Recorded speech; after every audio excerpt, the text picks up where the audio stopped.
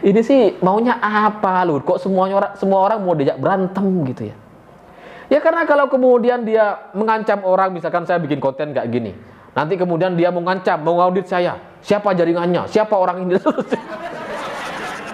ya silakan aja gitu. Supaya semakin dia tahu, supaya sama-sama tahu bahwa di Indonesia ini yang berani nggak cuma dia. Jangan mentang-mentang militer, jangan mentang-mentang menteri, kemudian jadi semena-mena kayak gini, ngancam-ngancam orang. Apa ini gitu? Emosi saya jadinya.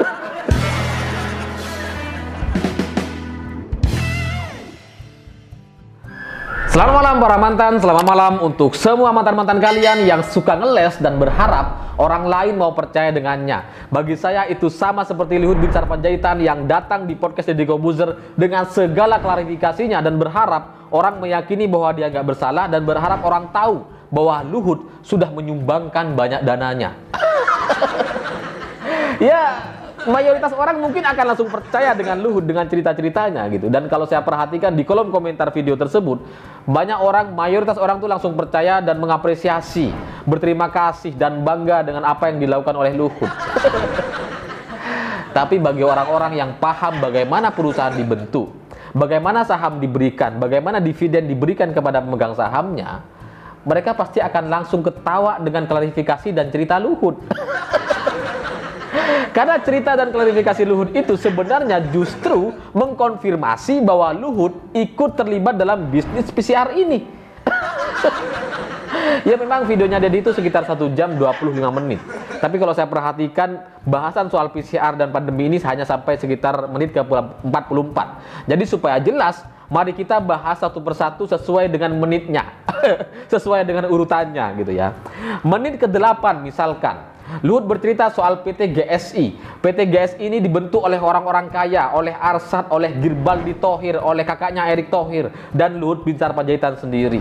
Mereka ini orang-orang yang kaya. Luhut juga ngerasa dia kaya, sangat cukuplah hidupnya. Gak perlulah untuk ngambil untung dari bisnis PCR ini. Sangat-sangat gak perlu, kata Luhut.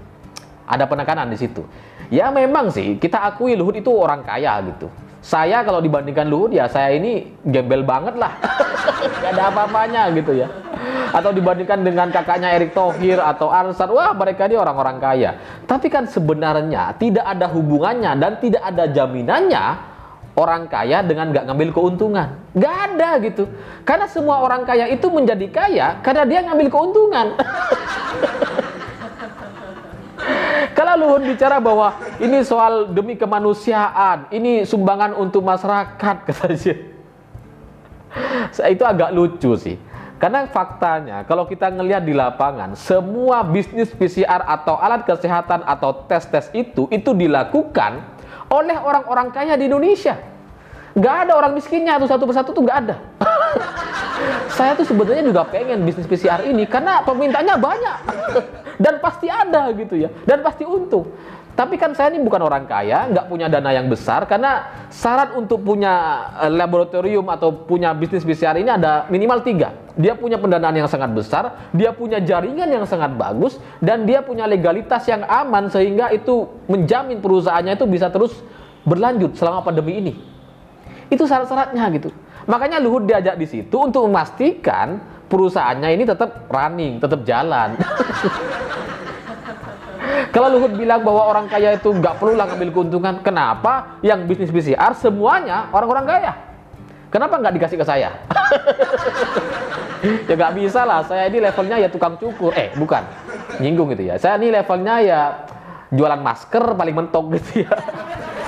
Yang nggak perlu legalitas, yang nggak perlu modal besar gitu, dan aman, bisa dijual kemana aja. Karena faktanya tes PCR ini itu kan nggak ada persaingan harga, harganya tuh relatif sama, stabil, mahal semuanya. Dan bahkan ketika ada persaingan harga di bulan Juni 2021 kalau nggak salah, itu viral beritanya gitu ya, karena kan udah kayak counter HP tuh labnya gitu ya, bersebelahan. Sebelahnya 90.000, satunya 95.000, saingan harga gitu. Nah ketika ada persaingan harga kayak gini, langsung muncul aturan dari pemerintah beberapa hari setelahnya bahwa alat tes atau laboratorium yang diakui oleh pemerintah untuk syarat administrasi perjalanan itu nggak semua orang bisa buka. hanya kepada laboratorium yang sudah kerjasama dengan Kementerian Kesehatan. Dibatasi gitu. Ketika ada persaingan harga langsung ditutup, dibatasi. Jadi ini bisnis sangat tertutup sekali gitu ya. Ya bayangkan aja, sehari 100.000 tes misalkan, udah berapa juta itu? Kalau kalikan 1 juta satu tesnya, banyak banget gitu. Apalagi laboratorium yang dibangun oleh Luhut ini katanya satu harinya itu bisa menampung 5.000 tes. Kalau dia punya 4 lab, itu artinya sehari bisa 20.000 tes. 20.000 kali sejuta, susah kita ngitungnya. Kalkulator kita tuh nggak bisa gitu. Selain itu, di menit ke-10 misalkan, lanjut ya. Luhut ini kan bercerita bahwa dia meminta perusahaannya, ponakannya gitu ya. Ya, Luhut ini kan punya perusahaan Toba Sejahtera dan Toba Energi. Dua perusahaan inilah yang kemudian memberikan dana kepada PT GSI gitu ya. Ya, perusahaan-perusahaan ini dikendalikan oleh ponakan Luhut. Dia merasa bahwa dia sudah menyumbang dana dari perusahaannya untuk PT GSI. Padahal itu nggak nyumbang, itu modal. Modal kok dianggap sumbangan, gimana? Karena setiap modal yang disumbangkan itu akan dikonversi dalam bentuk saham kepemilikan perusahaan. Dan Luhut juga bercerita bahwa semua keuntungannya 50%, 51% keuntungan itu diiri investasi lagi, dibelikan alat-alat baru lagi untuk supaya perusahaan ini bisa running bagus keuangannya. Ini kan pengakuan yang sangat hebat gitu ya, sangat transparan. Ini kan artinya usaha PT GSI ini untungnya tuh banyak banget sampai bisa reinvestasi lagi. Kalau Luhut bilang bahwa dia nggak ngambil keuntungan, silahkan diaudit, silahkan diperiksa, dia nggak terima dividen. Ya iyalah, mana ada perusahaan yang baru dibentuk setahun, 2 tahun langsung bisa kasih dividen kepada pemegang sahamnya? Nggak ada. Ini tuh bukan bisnis gorengan. Yang pagi digoreng, sore udah dapat untung, nggak bisa kayak gitu. Ini tuh bisnis jangka panjang, dikonversi dalam bentuk saham. Jadi ketika Luhut sudah mengkonfirmasi bahwa ada keuntungan yang sangat besar gitu ya, karena kan 51% keuntungan ini sampai bisa untuk beli alat-alat lagi, direinvestasi lagi, itu jelas cari untung namanya gitu. Memang sekarang mungkin kalau diaudit nggak ada, kekayaan Luhut nggak ada dari ini. Tapi nanti setelah pandemi ini selesai, atau 5-4 tahun lagi misalkan, atau nanti sudah nggak ada pandemi lagi, pertanyaannya, perusahaan ini itu untuk siapa? Untuk kebaikannya siapa? Pasti untuk Luhut lah. Sahamnya, valuasi sahamnya jadi naik, jadi lebih mahal dari dibandingkan dengan ketika awal dia dibentuk. Itu artinya apa? Luhut dapat keuntungan dari pembentukan usaha ini. Kok ya bisa dia ngerasa bahwa saya nggak ngambil keuntungan, katanya. Pede banget gitu ya. Saya geli aja gitu. Keuntungan, jadi ibaratnya tuh ibarat orang yang miara sapi lah. Sapi dari mulai bayi gitu, baru lahir, dipelihara sampai besar. Setelah besar, baru dipotong, baru dijual sahamnya. Ini transaksi, inilah fakta soal saham dan perusahaan sesuai hitung-hitungannya gitu ya.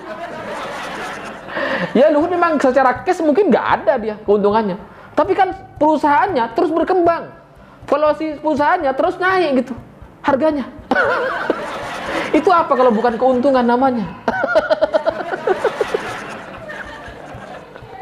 Ada gitu ya. Inilah yang disebut sebagai investasi jangka panjang. Memang nggak semua orang paham gitu. Sekarang kalau secara cash Luhut nggak ada untungnya, tapi nanti 5 tahun atau 10 tahun lagi ya besar perusahaan ini gitu. Lalu kemudian di menit ke-13 misalkan, Luhut bilang bahwa dia memberikan bantuan katanya.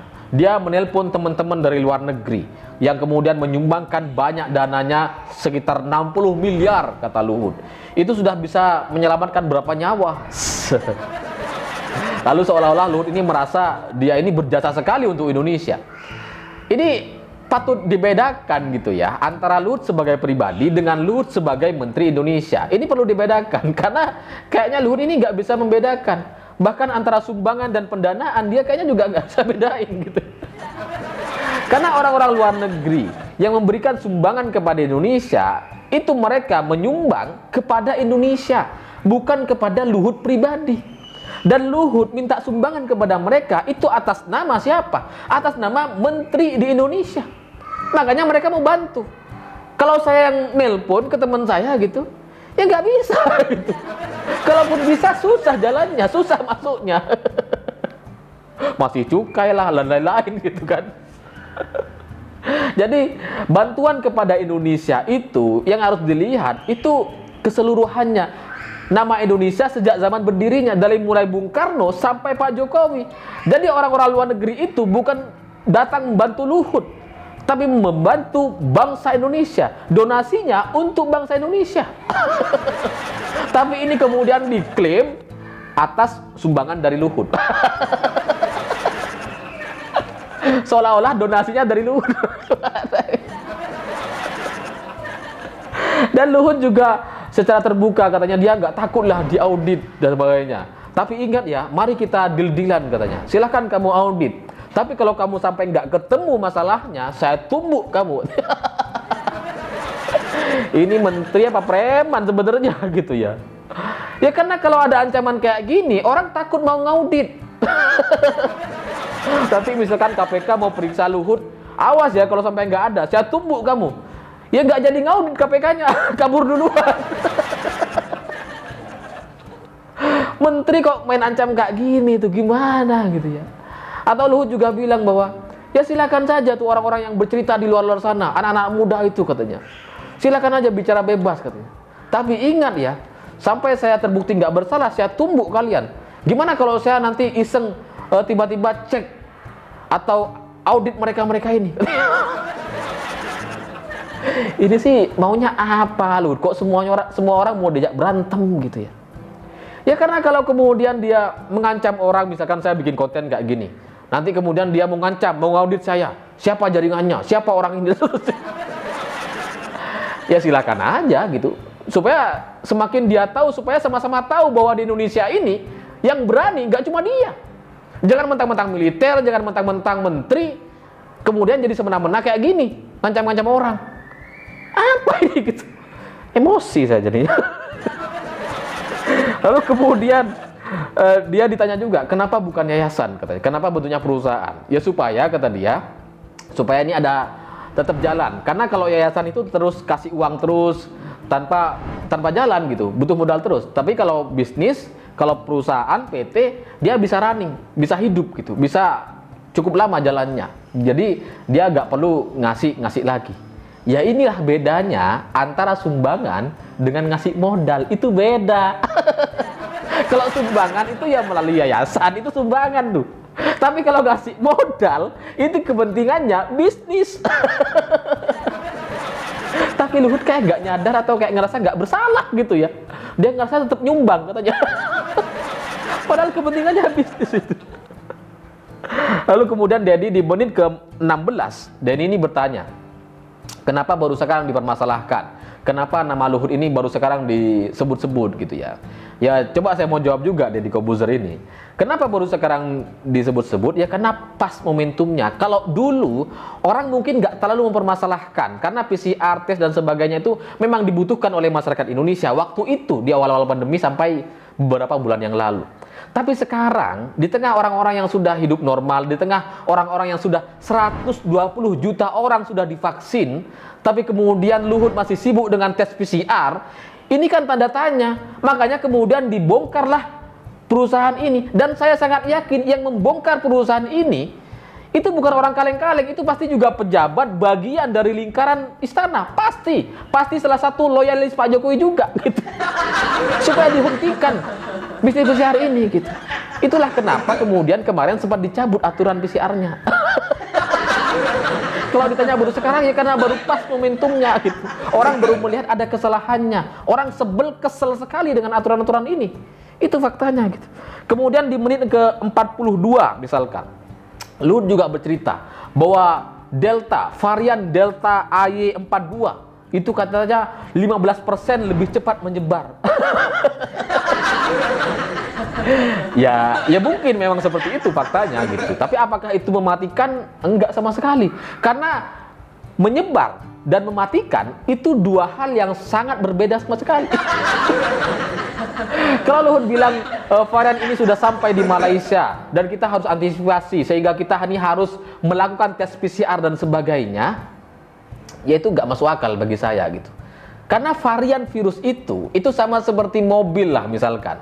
Mobil itu kan setiap 5 tahun ada varian facelift-nya. Tapi kalau dilihat mesinnya sama, teknologinya hampir sama, cuma ada beberapa bagian yang memang berbeda. Itulah varian. Dan soal corona ini sebenarnya kan sudah sangat banyak variannya. Mari saya bacakan, saya absen aja gitu ya supaya jelas. Ada varian alpha, beta, delta, epsilon, zeta, eta, theta, lota, kappa, dan kemudian yang terbaru delta AY42. Kalau kita kemudian ditakut-takuti dengan varian-varian ini, ya nggak selesai-selesai gitu. Dari 11 varian yang sudah ada sebelumnya, yang sudah dikabarkan, kan banyak tuh. Wah, ini varian lebih cepat menyebar. Wah, ini lebih mematikan. Wah, ini lebih menakutkan dan sebagainya. Tapi faktanya kan nggak ada. Omong kosong semua, itu propaganda media. Propaganda media. Nggak ada gitu. Mana coba di Indonesia yang kemudian ada kematian tinggi? Nggak ada. Varian-variannya kan tadi sudah sampai ke Jogja, ke Jateng, dan sebagainya. Varian Delta tuh terutama. Kan nggak ada, itu cuma omong kosong belaka. Jadi kalau kemudian Luhut nakut-nakutin dengan bilang ini ada varian Delta AY42, susah banget namanya gitu. Ya itu omong kosong lah. Kalau dia bilang bahwa kita terancam Natal dan Tahun Baru kalau kita ini nggak disiplin, kalau kita ini nggak taat protokol, kita ini bisa terancam gelombang ketiga, bisa terjadi kematian yang tinggi lagi seperti sebelum-sebelumnya. Itu juga pernyataan yang sangat lucu. Karena sejak 5 bulan yang lalu, kalau Luhut mau kunjungan ke daerah, kalau kita mau lihat di daerah-daerah gitu ya, Pak Jokowi sih sudah sering ke daerah, sudah sering belusukan, sudah ke Papua, dan banyak terjadi kerumunan di mana-mana gitu ya. Kalau kita mau lihat, mau jujur, di Jakarta lah, kemarin saya baru dari Jakarta gitu ya. Kalau lihat orang-orang di pinggir-pinggir jalan, udah banyak yang nggak protokol kesehatan, yang pakai maskernya cuma di dagu, bahkan banyak orang yang nggak pakai masker. Jadi, kalau memang virus ini sangat berbahaya atau kemudian kita harus hati-hati, mestinya sejak 2 bulan lalu, ini penyebarannya udah banyak dan banyak yang memakan korban. Tapi faktanya kan nggak ada tuh. Kasusnya turun, hampir nggak ada kematian. Ya ada lah, tapi sedikit banget lah. Ini menunjukkan apa? Masyarakat Indonesia sudah lebih kebal. Entah itu kebal karena sudah terpapar secara alami dan kemudian sembuh, atau kebal karena sudah mendapatkan vaksin. Ini faktanya gitu. Jadi kalau kemudian Luhut juga membandingkan dengan Singapura di menit ke-45 kalau nggak salah. Singapura juga bagaimana? Hebat itu katanya. Aturannya ketat dan sebagainya. Tapi juga hancur itu sekarang. Banyak kasusnya. Ya beda lah. Masa Singapura mau kita bandingkan dengan Indonesia? Singapura itu sangat ketat, sangat teratur, lockdownnya sangat ketat gitu. Bandingkan dengan Indonesia ya nggak ketat-ketat banget. Sekalipun di Indonesia itu ada PPKM, sekalipun ada pembatasan, tapi kan selalu ada jalan tikusnya. Jadi faktanya di Indonesia tuh nggak ketat-ketat banget gitu. Kenapa kemudian sekarang orang Indonesia jadi lebih kebal? Karena bukan mungkin, ini pasti karena masyarakat Indonesia itu sudah mayoritasnya sudah kena, sudah aman, sudah imun. Entah itu vaksin alami atau vaksin yang buatan itu yang disuntikkan sampai sekarang 120 juta orang lebih sudah divaksin. Jadi bagi saya kalau dibandingkan dengan Singapura, ya nggak adil lah. Singapura itu kan lockdown terus, ketika dilonggarkan sedikit karena alasan mereka sudah divaksin, 85% sudah divaksin dosis 2 gitu ya. Makanya kemudian mereka kasusnya meledak. Itu artinya apa? Vaksin mereka nggak berfungsi secara sempurna. Nah, Indonesia punya kelebihan itu gitu. Jadi kalau Luhut klaim bahwa penanganan pandemi sekarang itu jauh lebih bagus sehingga menghasilkan penurunan kasus dan hampir tidak ada kematian, itu bukan karena PPKM, bukan karena alat tes PCR ini, gak ada hubungannya lah. Karena kalau mau dihitung, orang yang tes PCR di Indonesia dengan jumlah total orang di Indonesia, itu kan nggak seberapa gitu. Jadi kenapa kemudian masyarakat Indonesia jadi lebih kebal? Ya karena sejak awal pandemi di daerah-daerah kalau kita lihat itu pasar nggak pernah tutup, nggak pernah ada lockdown. Kalaupun ada PPKM, banyak jalan tikusnya. Inilah yang kemudian membentuk kekebalan alami yang terjadi sekarang ini, gitu ya. Nah, Luhut kalau kemudian dengan ini bilang bahwa dia sebagai tentara harus antisipasi, katanya. Tes PCR ini sebagai alat kita, sebagai senjata kita untuk mengantisipasi. Ya itu nggak wajar lah, gitu. Kalau dulu ada antisipasi, itu wajar, karena masih awal-awal. Tapi ini kan sudah 2 tahun. Sudah 2 tahun loh corona di Indonesia. Masa iya masih antisipasi terus gitu ya? Dan kalau Luhut mengklaim di menit ke-45 kalau nggak salah, ini tuh corona belum ada obatnya. Belum ada yang 100% bisa menyembuhkan. Ya dia sih nggak baca data gitu. Mungkin memang nggak ada obatnya. Tapi dari 4.250.000 kasus di Indonesia, 4.100.000-nya itu sembuh. Sembuh loh masyarakat Indonesia. Lalu pertanyaannya, ini sembuh karena apa? Kenapa kemudian kita ditakut-takutin dengan persentase yang 11% itu? Kalau kematiannya nggak nyampe 11%, sekian persen lah. Kecil sekali gitu. Memang mungkin nggak ada obat yang sepenuhnya bisa 100%. Tapi pertanyaannya, di dunia ini, apa ada penyakit yang bisa disembuhkan dengan obat sampai 100%? Nggak ada. Jadi nggak bisa itu kemudian dijadikan alasan untuk melakukan tes PCR lagi, PPKM lagi. Omong kosong lah. Lawang Pak Jokowi sudah instruksikan agar di Papua misalkan PON, harus ada penontonnya. Kemudian besok di WSBK di Mandalika harus ada penontonnya. Ini kan nggak sesuai dengan Luhut yang terus nakut-nakutin. Jadi kesimpulan saya, apapun yang disampaikan Luhut di podcast Deddy Corbuzier itu sulit untuk diterima oleh masyarakat gitu. Ya mungkin sebagian masyarakat umum awam yang nggak paham soal saham, investasi, perusahaan dan sebagainya, bagaimana cara pembagiannya, bagaimana cara untungnya, bagaimana orang hanya meyakini bahwa keuntungan itu hanya soal rupiah, soal cash, dana cash. Ya mereka mungkin akan langsung percaya. Tapi mereka yang paham soal saham, soal investasi, soal valuasi saham perusahaan, ya mereka pasti akan ketawa dengan penjelasan-penjelasan Luhut ini gitu. Karena Luhut mengambil keuntungan dari bisnis PCR ini. Karena aneh banget. Ketika kita nggak ada kasus, ketika masyarakat sudah hidup normal, PCR malah digalakkan. Dan bahkan yang transportasi darat itu juga mau di PCR. Ya aneh lah, kayak panik banget gitu. Ini stoknya kayaknya banyak banget yang perlu dihabiskan. Ya bagaimanapun kalau Deddy dan Luhut juga bicara soal dulu sempat ada dalam sehari 1.000 kematian dan seterusnya, itu benar. Tapi itu hanya berjalan sekitar sebulan 2 bulan gitu ya. Dan kalau kita perhatikan di seluruh dunia, negara-negara yang sangat ketat seperti Singapura yang nggak melonggarkan sama sekali, mereka pasti akan mengalami lonjakan kasus. Itu sama seperti Italia misalkan. Italia dulu juga kan sampai heboh lah, sampai rumah sakit penuh dan sebagainya. Tapi apa sekarang yang terjadi? Lihat loh, Liga Italia penuh orangnya. Ada banyak penonton di sana. Kalau Luhut bilang ini varian Delta 42 ini terjadi di UK, kemudian lonjakan kasus terjadi di sana. Tapi juga coba lihat tuh sepak bolanya, Liga Inggris coba. Apakah gak ada penontonnya? Banyak. Apakah gak ada penontonnya? Dan penontonnya pakai masker semua? Enggak. Nggak ada protokol kesehatan, nggak ada yang jaga jarak. Omong kosong semua ketakutan ini. Kalau mereka diklaim mereka sudah divaksin, ya kita juga divaksin kok. 120 juta orang lebih sudah divaksin. Jadi ngapain masih ditakut-takutin sama PCR? Kalau bukan karena alasan bisnis. Alasan untuk mengembangkan dan membesarkan perusahaan. Apa gitu. Kalau para pembela Luhut atau pembela Erick Thohir di luar sana yang mengklaim bahwa ya Luhut dan Erick ini cuma 4 laboratorium, sementara grup JK Bosowa itu 40 laboratorium. Ya, itu benar memang gitu. Tapi bagaimanapun Luhut dan Erick ini kan menteri. Sementara JK sekarang sudah bukan wakil presiden, bukan menteri, bukan pejabat di Indonesia. Jadi bisnisnya, ya wajar aja bisnis gitu.